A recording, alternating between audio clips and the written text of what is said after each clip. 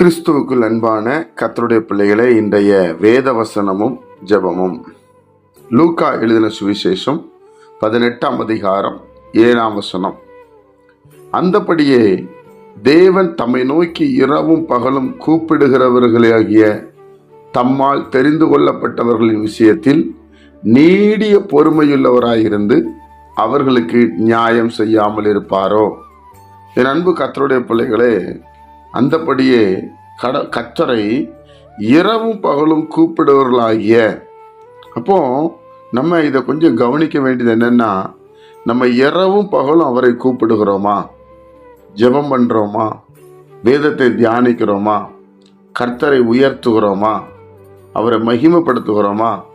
தேவனுடைய பிள்ளைகளே, அவங்க விஷயத்துல தான் அவர் நியாயம் செய்வாராம். இரவும் பகலும், டே நைட்டு, மூச்சு விட்டாலும் இயேசுன்னு சொல்றவங்க, அப்படிப்பட்டவங்களுக்கு அவர் நியாயம் செய்யாமல் இருப்பாரோ? சீக்கிரத்திலே அவர்களுக்கு நியாயம் செய்வார்.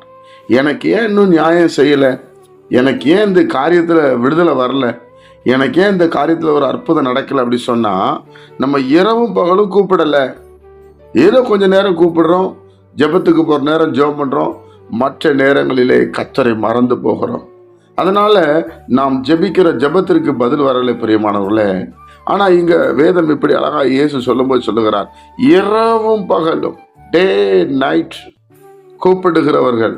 கட்டாயம் விஷயத்துல தேவன் நீடிய பொறுமையுள்ளவராயிருந்து எந்தெல்லாம் சரி பண்ணணுமோ அது எல்லாவற்றையும் சரி செய்து அவங்களுக்கு நியாயம் செய்கிறவராயிருக்கிறார்.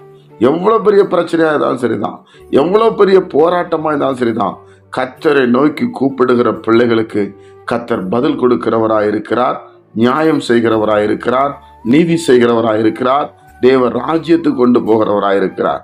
அதனால நாம் இன்றைக்கு ஒரு தீர்மானம் எடுப்போம். இரவும் பகலும் தேவனுடைய பிள்ளைகளே, கர்த்தருடைய நாமத்தையே சிந்தித்து கொண்டிருப்போம். இயேசு கிறிஸ்துவை அறிகிற அறிவிலே வளருவோம். நிச்சயமாக நான் சொல்லுகிறேன், கர்த்தருடைய வருகையிலே நாம் காணப்படுவோம், நித்திய ஜீவனுக்கு நேராக போவோம். ஜெபிப்போமா? பரிசுத்த பிதாவே, உம்முடைய குமாரன் இயேசு கிறிஸ்துவின் நாமத்தில் நாங்கள் வருகிறோம். இந்த நாளை எங்களுக்கு ஆசீர்வதித்து தாரோம். நாங்கள் போகிற இடங்கள்லாம் உம்முடைய பிரசன்னம் இருக்கட்டும், அனுகூலமா இருக்கட்டும். சமாதானத்தை காத்துக்கொள்ள உதவி செய்யும் ஆண்டவரே.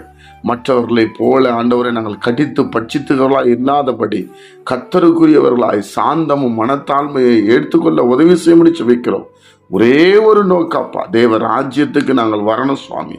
எங்களை நீர் பக்குவப்படுத்தும், ஆசீர்வதியும். கேட்கிற பிள்ளைகளை ஆசீர்வதியும். இயேசு கிறிஸ்துவின் மூலம் ஜெபிக்கிற நல்ல பிதாவே, ஆமென்.